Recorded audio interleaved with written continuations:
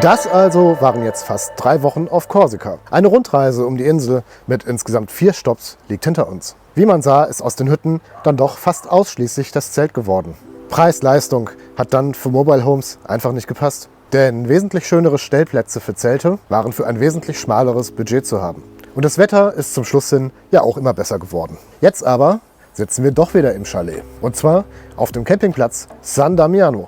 Und da horchen vielleicht einige auf. Den Campingplatz nutzen wohl sehr viele Korsika-Urlauber als letzten Stopp vor oder ersten Stopp nach der Fähre. Denn er liegt nur etwa 10 Kilometer südlich von Bastia. Zwischen dem Etang, die Giolino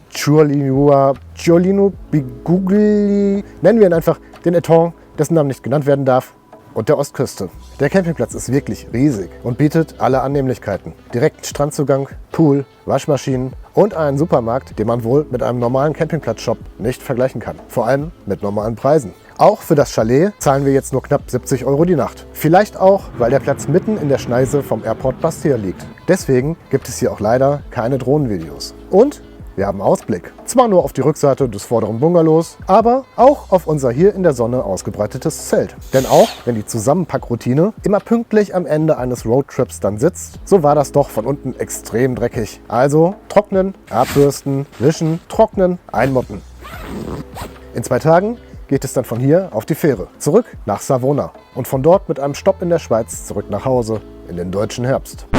Okay, also eigentlich sollten wir auf der Fähre sitzen. Boarding um 18 Uhr, ablegen um 8. Aus dem Grund mussten wir auch bereits morgens um 10 hier auschecken und den Tag bei richtigem Dreckswetter im Auto totschlagen. Bereits in Bastia war irgendwie klar, hier stimmt etwas nicht. Auch, dass die ankommende Fähre von Livorno einfach wieder abdrehte. Das war schon irgendwie merkwürdig. Eine Stunde später die Info der Fährgesellschaft Delay. Irgendwelche kleinen Bastarde von der Gewerkschaft streiken und blockieren den Hafen. Ab dann nur noch SMS in 2-Stunden-Takt. Die nächste Information gäbe es in 2 Stunden. Informationsgehalt dabei 0. Währenddessen wurde die komplette Stadt zum Traffic Jam. Gegen 20 Uhr war uns dann klar, hier geht heute nichts mehr. Also schnellstmöglichst raus aus dem Verkehrschaos, zurück zum Campingplatz und kurz vor Rezeptionsschluss noch den letzten freien Bungalow ergattert. Und daher sitzen wir jetzt wieder auf San Damiano. Gestern Abend um 22 Uhr gab es noch die Info, die Abfahrt würde heute um 10 Uhr stattfinden. Da es keine Aktualisierung mehr gab, sind wir also heute Morgen zum Hafen gehetzt. Nur um dort den halben Tag auf einem Parkplatz zu verbringen. Gefangen im selben SMS-Loop wie gestern. Und das könnte auch noch mehrere Tage so weitergehen. Daher ist jetzt unsere Entscheidung gefallen. Wenn es bis heute 18 Uhr keine Info zu einer Abfahrtszeit gibt, wird hier bis in die nächste Woche verlängert und auf eigene Faust ein neues Fährticket gebucht. Also Freunde, ob wir hier nochmal wegkommen, es bleibt weiterhin spannend. Und dann sind wir doch noch auf der Fähre gelandet, sogar noch am selben Tag. Das Update von der Fährgesellschaft um 15:30 Uhr blieb aus. Keine SMS, keine E-Mail, wie sonst im 2-Stunden-Takt zuvor. Aber in den Nachrichten gab es bereits Gerüchte, dass die Häfen wieder geöffnet werden. Und als wir dann zufällig in die Corsica Ferries App schauten, eine neue Bordkarte, circa 1 Stunde vor dem geplanten Ablegen. Also schnell zum Hafen gehetzt. Und dann der Superstau. Nichts ging mehr. Nur wenige Kilometer vor dem Hafen sahen wir die Fähre vor unserem inneren Auge bereits vor unserer Nase ablegen. Aber, wie man sieht, wir haben es trotzdem geschafft.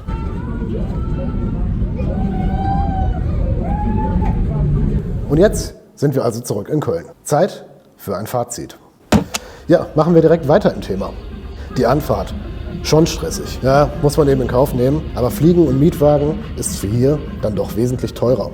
Leider gehen für die An- und Abreise jeweils 2 Tage Minimum drauf. Ja, da kann ich in der gleichen Zeit auch nach Thailand fliegen. Aber das ist auch nicht weniger Aufwand und Stress. Die Situation um die Abfahrt aber ging leider gar nicht. Natürlich kann die Fährgesellschaft nichts für einen Streik. Wohl aber für ihre eigene katastrophale Informationspolitik. 2 verlorene Tage, in denen man nichts machen konnte, außer alle 2 Stunden auf die nächste nichtssagende SMS zu warten.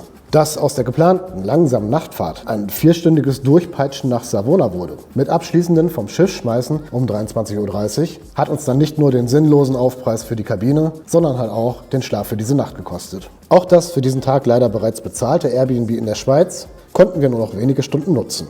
Das heißt, nach 5,5 Stunden Nachtfahrt durch Italien, morgens um 6 Uhr den Schlüssel aus der Keybox kratzen, 3 Stunden pennen und dann um 10 Uhr morgens wieder auf die Autobahn zur 2. Etappe. Ich kann mir gar nicht vorstellen, wie sowas zur Hauptreisezeit in den Sommerferien ablaufen soll. Da ist mir wirklich jeder Layover im Airport Jakarta lieber. Und wer mich kennt, der weiß, das soll schon was heißen. Aber allem zu trotz kommen wir jetzt zu den positiven Seiten. Wahnsinn! Solch eine beeindruckende Natur, damit hätte ich nicht gerechnet. So nah an Kontinentaleuropa, gefühlt in Nordamerika oder Kanada zu sein, trotzdem aber je nach Ort immer mit einem eigenen Twist. Und diesen ganzen Ile de Beauté-Kram, ja, den kann man dann doch schon irgendwie nachvollziehen. Da spielt Korsika tatsächlich alle Karten aus. Und auch wenn die Insel zu Frankreich gehört, hat das irgendwie so gar nichts mit Frankreich zu tun. Außer die Sprache und den Fahrstil.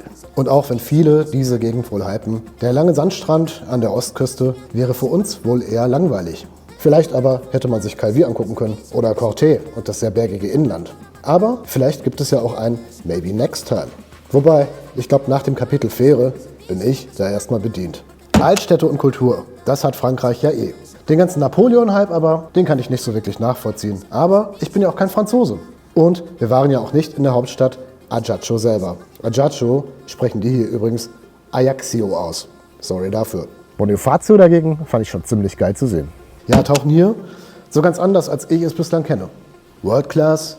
Sicher nicht. Und bei Temperaturen unter 17 Grad gehe ich eigentlich nur noch im Trocki. Trotzdem, einige interessante Impressionen und natürlich neue Erfahrungen im Logbook. Ja, was soll ich sagen?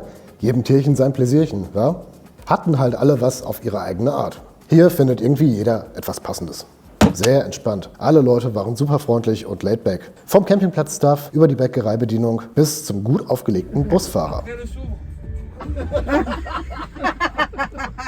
Ganz anders als das stieselige Klischee vom Festlandfranzosen, welcher ja bekannterweise auf der ganzen Welt gehasst wird und welches leider dann doch auch zu oft zutrifft.